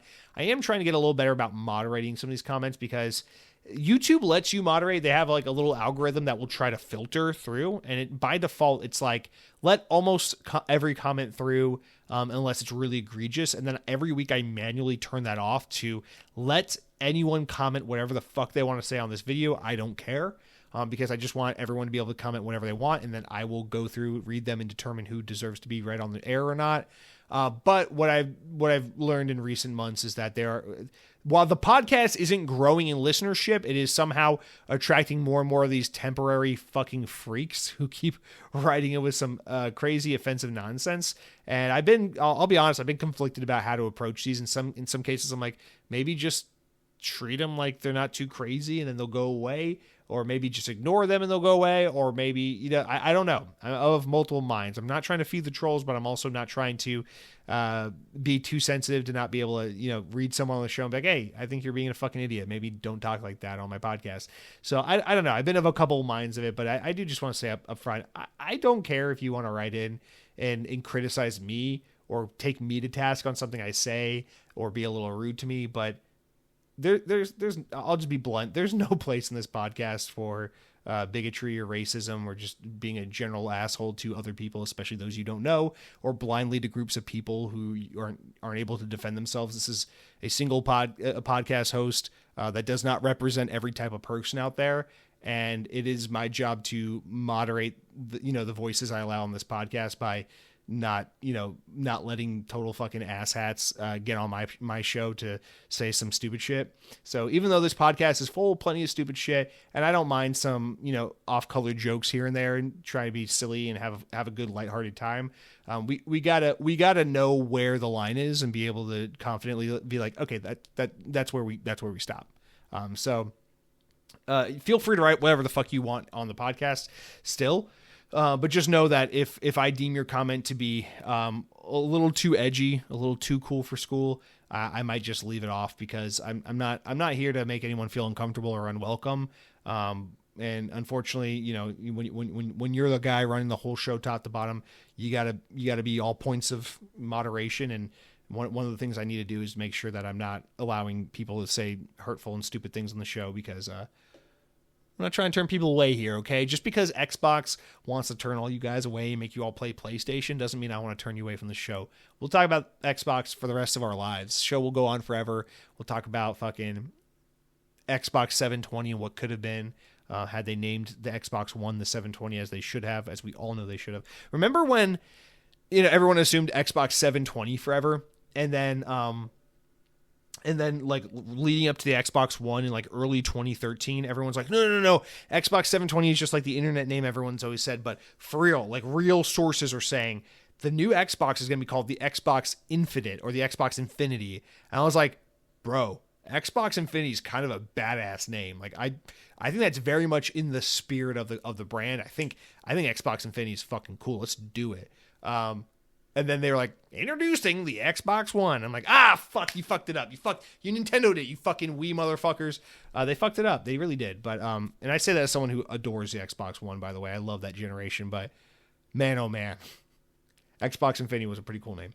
All right, let's get in. We only have a couple comments, really 3 comments this week. I will say one last time, please write in with your top 5 favorite games played of the year so that next week we can have a chunky list to get through.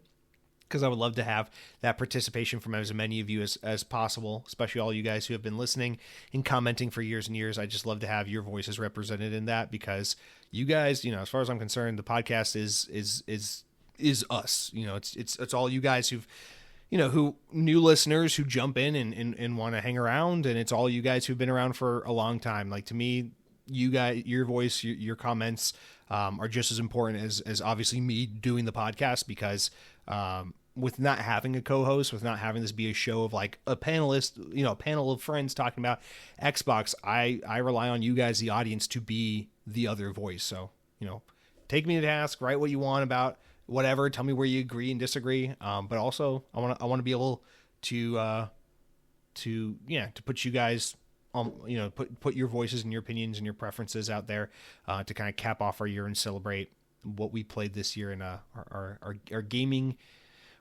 highlights, as it were. All right, let's get in here. So Cargo Runner UK. All right, stop right there. What did I just say about being offensive? We already got a guy from the UK writing in. Are you fucking kidding me?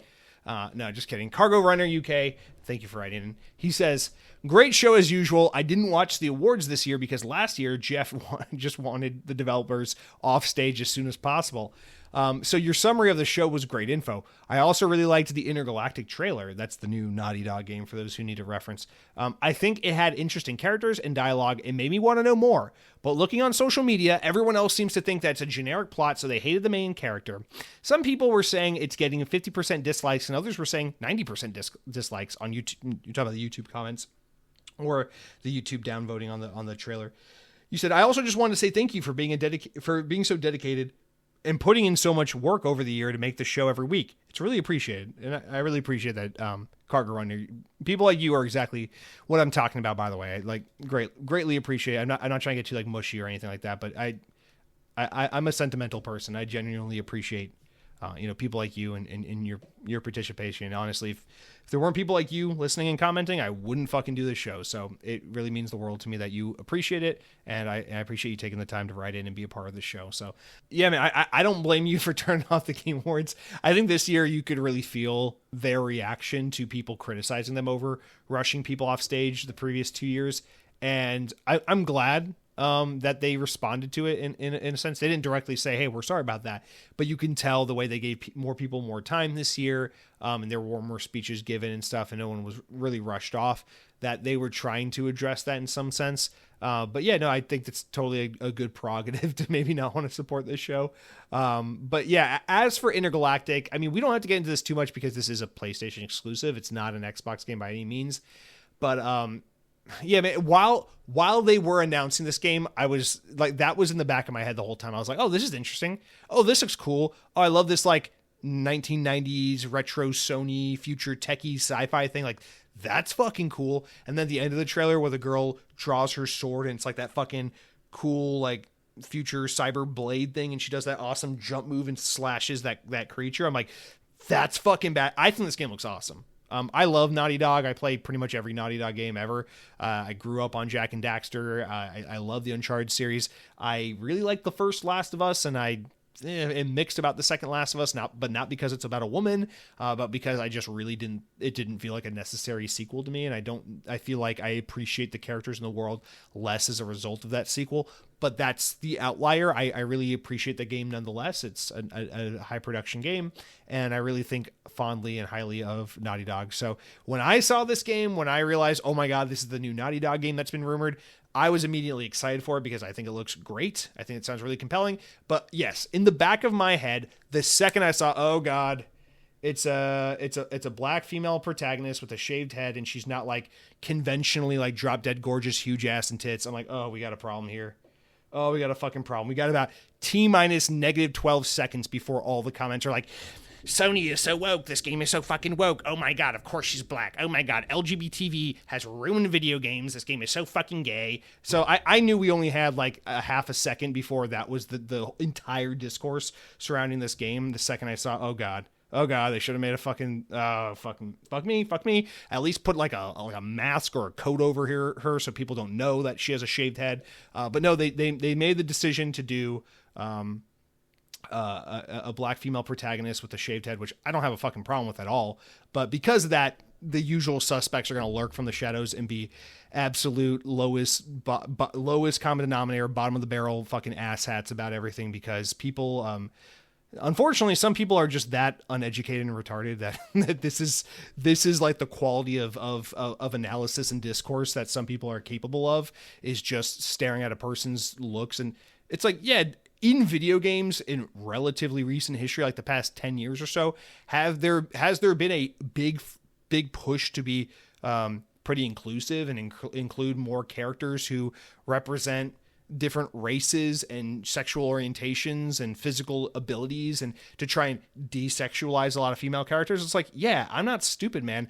I can see our post 2015 Overwatch video games industry and see that has definitely been a conscious, concerted effort from the industry as a whole to try and do more of that, to try and have more strong female protagonists and try to have more gay characters and more black characters, and try to have women be less like, oh, she's sexy, and more like, oh, she's cool. And to varying degrees of success, we've seen games where that's been the case. And I'm here to tell you, I don't give a shit about any of that. And there's no real place for that conversation on this podcast.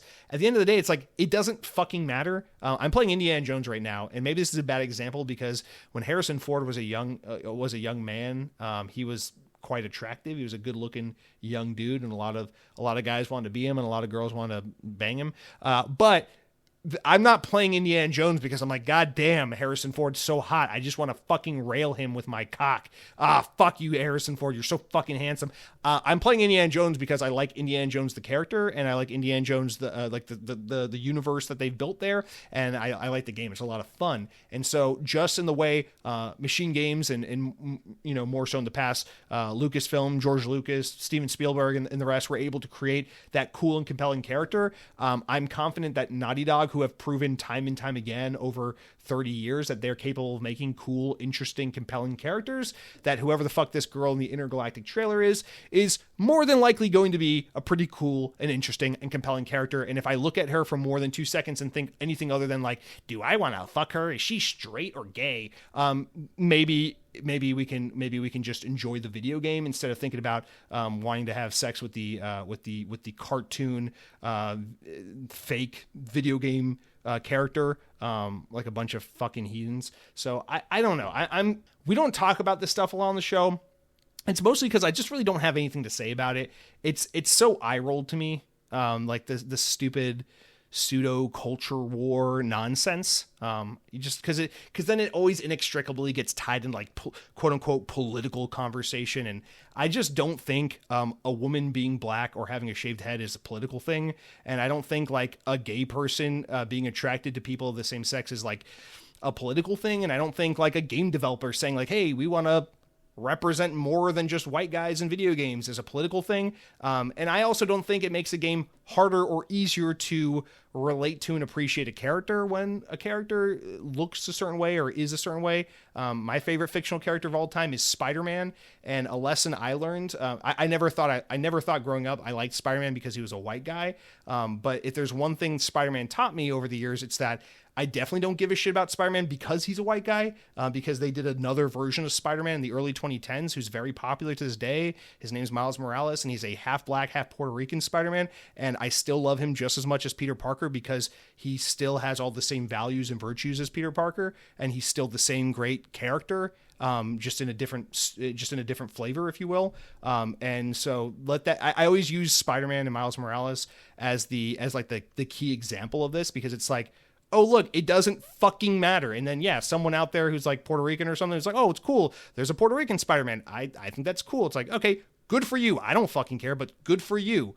And so that's very much how I feel about this. It's like, I get it. She's got a leather jacket and she doesn't have boobs busting out of her fucking shirt. And so you're frustrated and you're like, Sweet Baby Inc. is, and we won't even get into all that because I know that's been a huge Twitter debate and video, and like terminally online kind of conversation about the companies like Sweet Baby Inc. and oh man, all these SJW companies, no one uses that term anymore, thank God, but all these SJW video game developers hire this company to make their games woke. It's like, if this is the kind of person you are and this is the way you think and you feel like you need to take action by going to YouTube and putting a thumbs down emoji on a video and saying this is gay and woke in order to try and make your voice feel heard, I feel sorry for you and I pity you, because we have real problems in this world, and I just don't want to waste my time and energy on these kinds of things, because I think they're so stupid and they're so tired. I mean, for God's sake, I live in a country where people are bitching and moaning about how they can't afford eggs or gas or housing costs. So they just elected a guy who's going to raise their cost of everything tremendously and work against them to make their lives worse, because people are so far removed from real problems and real things and real news and real things that need to be addressed and taken care of, that they're willing to just believe whatever the fuck they hear. And unfortunately, video games have gotten wrapped up into some kind of culture war, political adjacent, nonsensical conversation that just won't fucking die. And it drives me nuts, because it's been going on for like almost a decade, man. Like when did Hillary Clinton lose to Donald Trump? It's been almost a fucking decade. And it's just YouTube and Reddit and Twitter and the video games community and all this shit. It's just been so fucking annoying. It's I have so little to add to it. I know we're lingering on it, we're talking about it, but it's because your comment brought it to light, and it's like, yeah, let's address the elephant in the room, because it's unfortunate. We got this trailer for Intergalactic. We didn't see legitimate gameplay. The trailer was running in engine, and they made that clear at the top of the show, at the top of the reveal. And that's cool, but like we didn't see like real moment to moment extended gameplay footage of this game. And that's really the moment where I want to talk about this game, is once we see it in action, we're able to be like, oh, I noticed they have this mechanic and that looks interesting, and I really can't wait to play the game so I can do that. But instead we're stuck with this this in-engine kind of like setting and tonal trailer to tease the game and introduce us to this world, that's just left people incapable of saying anything other than video game woke, PlayStation fucking woke now. So it's like, I just don't have the wherewithal to deal with that shit. I feel sorry to the developers who feel like they can't fucking do what they want to do because they're constantly just criticized for everything they try to represent and do. What was it? Someone wrote in a couple weeks ago because there's like a woman who wore a Pride shirt in a Halo developer diary, and she's like, we're really excited about making a new Halo game. And someone's like, Halo's fucking gay and woke now because there's a girl with an LGBT shirt on. It's like, who fucking cares? Are they going to answer all the cliffhanger questions that were presented in Halo 5, or are they not? What the fuck happened to Spartan Locke? And what the fuck is happening with the Guardians and Cortana? Are we going to address any of that shit? I don't give a shit the community manager had this shirt on. I don't give a shit that the Wolfenstein game director is a gay. I don't care about any of these things. Like, they don't matter. It's just so silly. Just fucking, I don't know, man. So silly. And just as a side note, your fucking gas prices and your egg prices and your housing costs will never get any fucking better if you keep sucking the dick of every major corporation and corrupt politician and pointing fingers and laughing at the gay guy next to you. I'm just going to let you know, nothing's going to get better if that's the outlook you want to have on life. So keep making things worse and see where that gets us, you fucking idiot. Not you, Cargo Runner. I appreciate you writing in. Yeah, good observation. Unfortunately, or fortunately, the good news, the silver lining as we get away from this question, though, the silver lining is the dislikes don't fucking matter, because you know what happens every year when a new Call of Duty is announced? It gets disliked into oblivion. Everyone's like, same fucking thing. You guys are still going to buy it. You're going to complain about the game. You're going to buy it anyway. And then people buy the game and they have a really fun time because Call of Duty is a really fun game, despite the fact that it's annualized and not the most unique thing on the market. It's still a really fun time. And so people are still going to love this game, and I'm sure it's going to review well because Naughty Dog pretty much only makes excellent games. And it's still going to sell a shit ton of copies, despite the fact that there's a lot of crybabies who love Ben Shapiro who are upset because there's a black woman in their Naughty Dog game. Ooh. So, all right, I don't have to say that. All right, let's move on to Cronky, who just wants to write in and say, Jesse, you are stupid. You are woke and gay. I hate you. I hope your Xbox 360 gets red rings so that you die. Wow, it's really fucked up.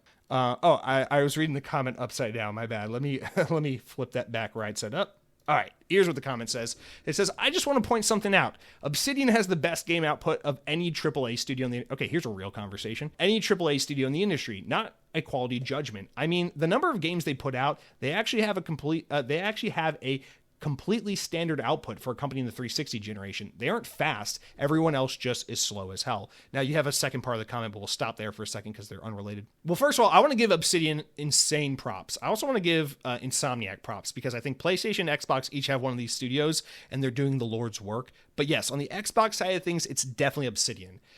Their ability to put games out at this clip, and we talked about it last week, is just so impressive and so appreciated because Obsidian puts out great games. And I'm very, very excited about Avowed, and I'm pretty excited about Outer Worlds 2 as well. But I want to take you to task a little bit on what you're saying.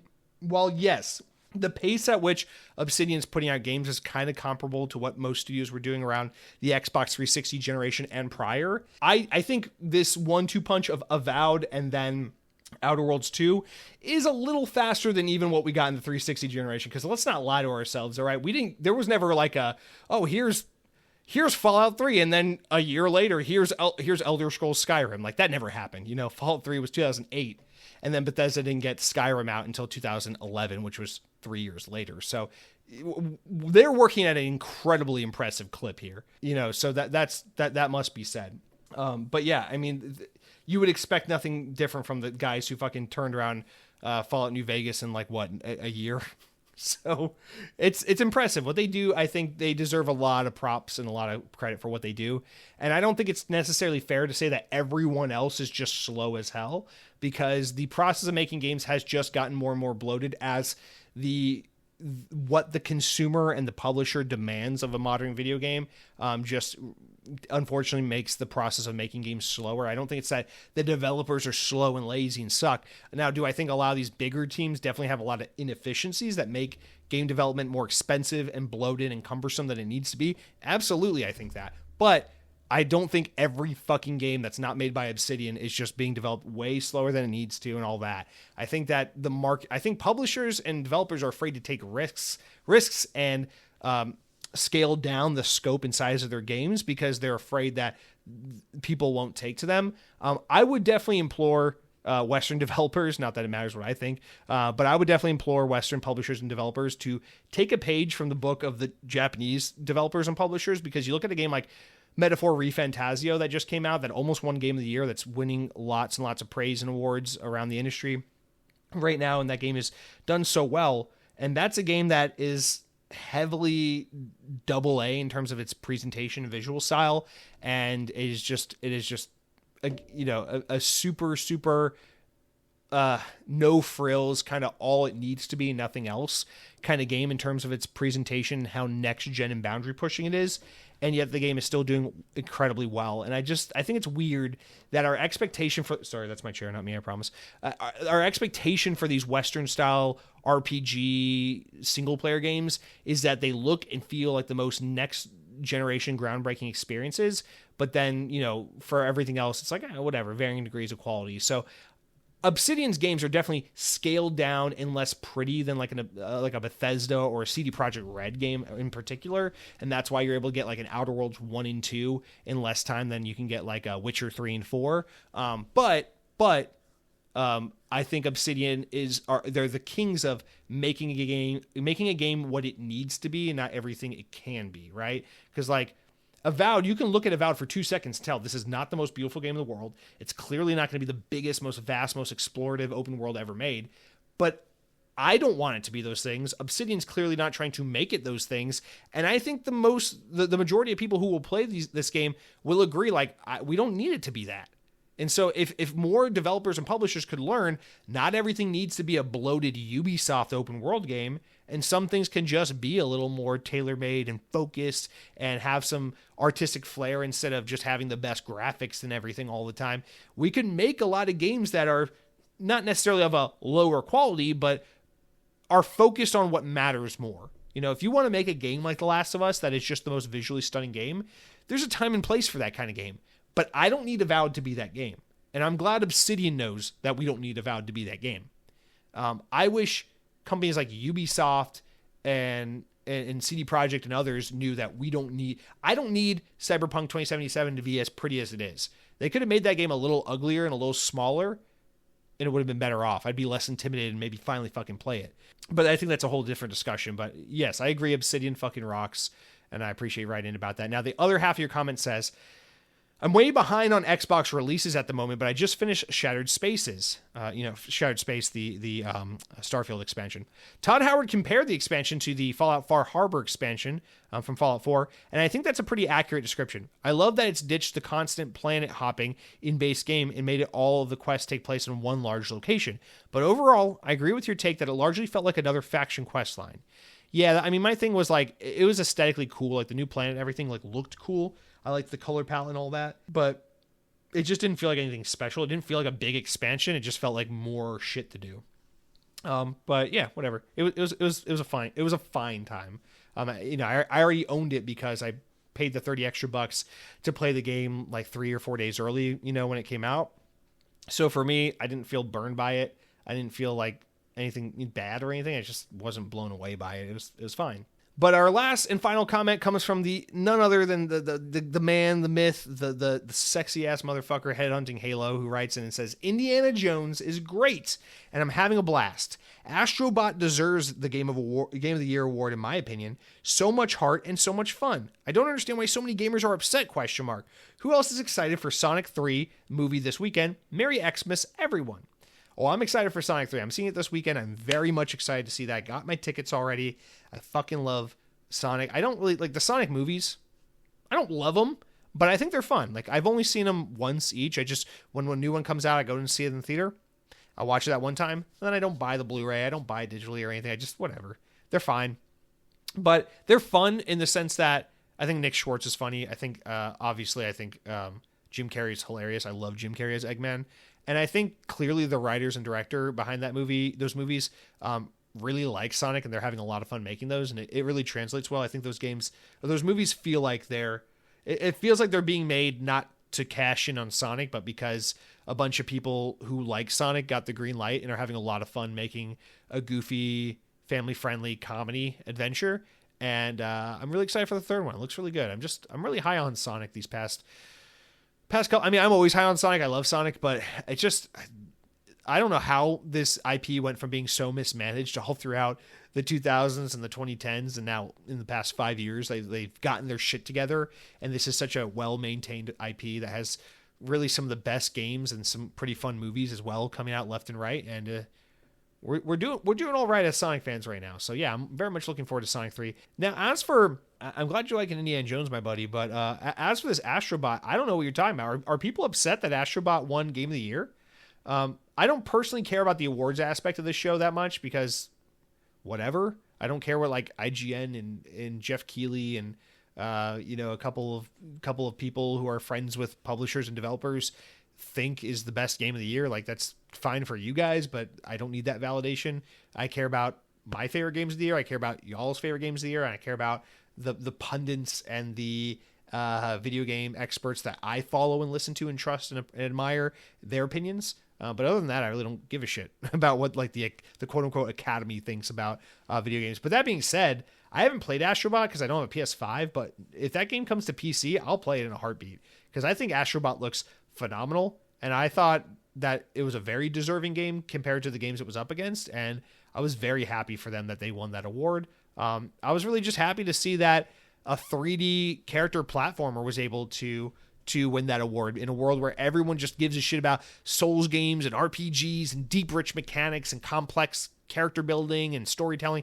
It was really cool to see something so pure and intrinsically video game come out on top and win in a year that I think was pretty strong. I know people say this is a weak year, but I thought this was a pretty good year for games. So really, I truly thought it was so cool that it won Game of the Year, just because it was kind of like a fuck you to all the many years now of Souls games and challenging but fair games that we've been getting inundated with. And it was just a way of saying, listen, this game is about pure joy and fun and gameplay mechanics. You jump, you float, you bounce on heads, you platform from one place to another, and you have a great time while doing it. It is a pure and simplistic video game experience, and it is what this medium is at its core and in the most pure form.